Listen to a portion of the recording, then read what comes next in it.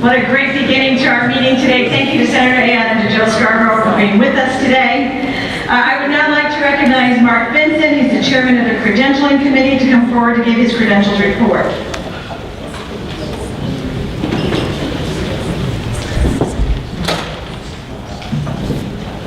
Madam Chairman, pleased to inform you that we have in attendance today 191 voting members. Thank you very much, Mark. We have recognizing that a quorum has been reached. Please note that each of you has a copy of the proposed rules. Is there any discussion? Seeing there is none, is there a motion? Moved. Seconded? All in favor? All opposed? Thank you very much. It's my pleasure to welcome our next speaker today. He's been serving our party for a very long time. We're pleased that he's still on our team, our National Committee man, Steve Duprey.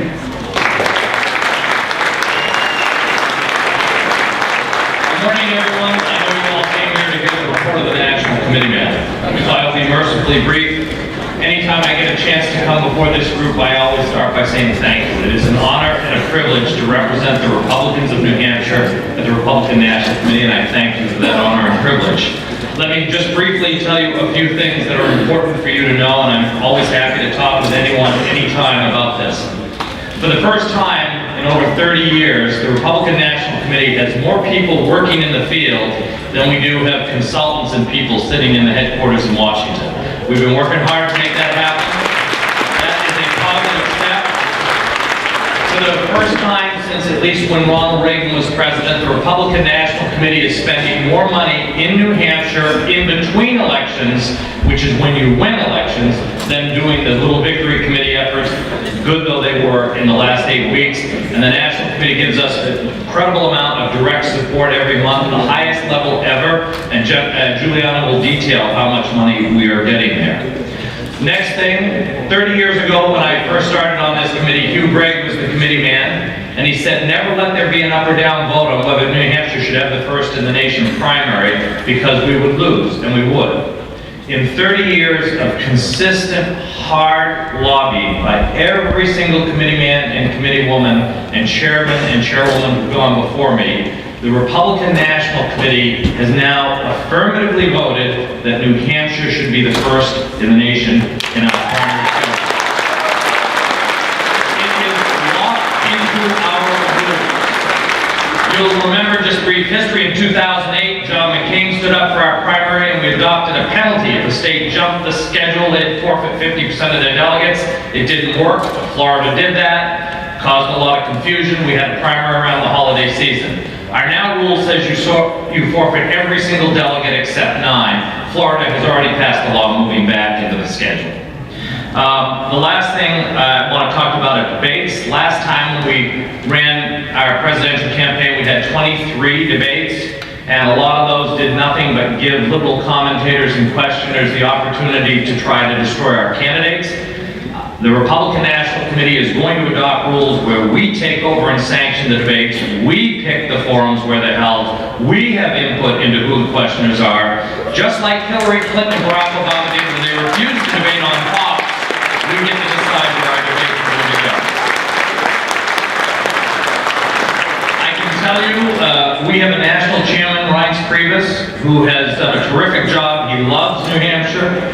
We see that in the financial support that Julianna will talk about, but there's very close coordination between the Republican Governors Association, the Senatorial Committee, and the Congressional Committee, and we will have all the resources we need after we have our little family discussion about who our nominees are to win this fall. We are going to have unprecedented, unmatched resources. That is a great step forward. The last thing I would say is a piece of advice. We're a great family. We love to have squabbles in our family. They're healthy. They're our primaries. That's how we decide what we're going to stand for in the fall. But I would just offer a few suggestions to all of us who are candidates or supporting candidates. And I'm one of 3 people I think in the room who has to remain neutral. I love whoever wins. 1, don't do dumb things that will cost us elections. Amen. Foolish tweets, imprudent tweets are a bad idea. Second, when we are having our debates in the primary, be respectful. No one is running except to help this party and help this state and help this country. So don't say things that are hurtful, that are personal in nature.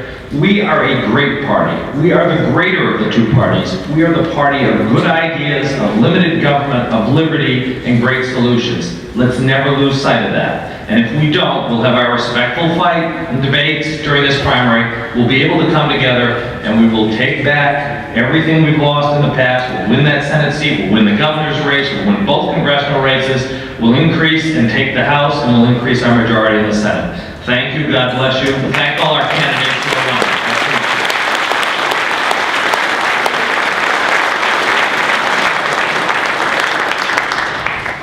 Another great warrior on behalf of New Hampshire Republican Party. Please welcome for the rest of our RNC update, our National Committee woman from Cheshire County, Julianna Bergeron.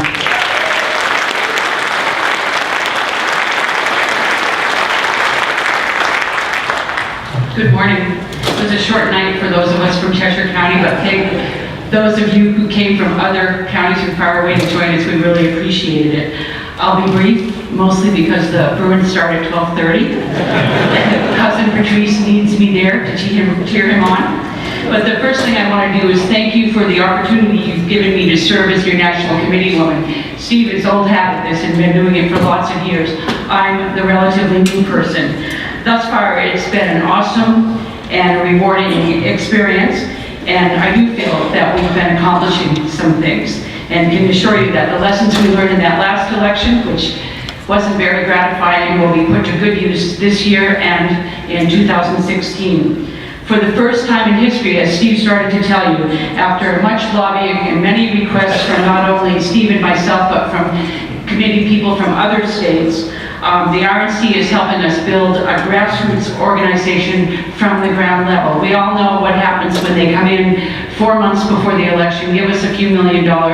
We scamper to hire people and open victory offices when, for example, the Obama people had been here for 2 to 3 years before meeting with their neighbors.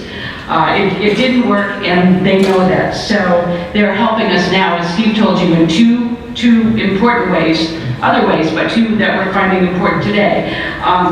The office here, New Hampshire GOP, receives about $15,000 a month to sustain our office, and they support us also with boots on the ground. The second way is the boots on the ground. We had 5 people in the field and more to come, and this has been unprecedented 2 years before a presidential election. So they're also helping us build a database, so we won't be shamed again by superior technological expertise from our opponents. So it's all good. This helps put New Hampshire Republicans on the road to victory, because we can be successful in November, but it is still about our message. Being a woman, 52% of our population are women. I talked to Jennifer briefly about talking to you about getting more women to join our party, but I actually gave up on that idea because I thought more about speaking to you about one message, not a message to Asians or a message to blacks or a message to Hispanics or a message to women, but one message to one people, which is what we are in this Republican Party, and hopefully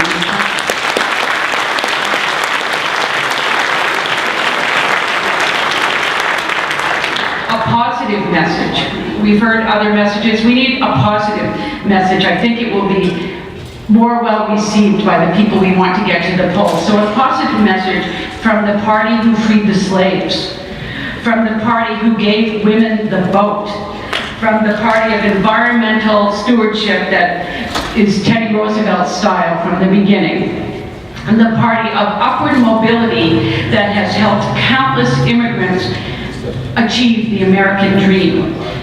We are the party that cares about individuals, but knows how to come together to win elections. That time is now. Let's come together and take the House.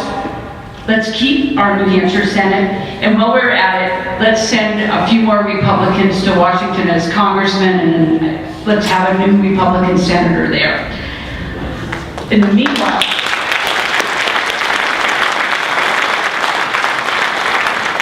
let's also take the corner office. We have good candidates to choose from in all these races. They may not be your candidate, but the candidate who wins the primary should be our candidate. Let's cherish our individual freedom.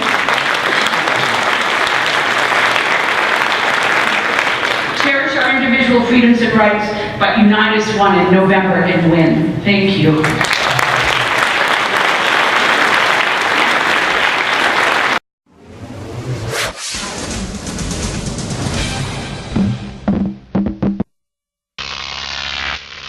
GOP TV.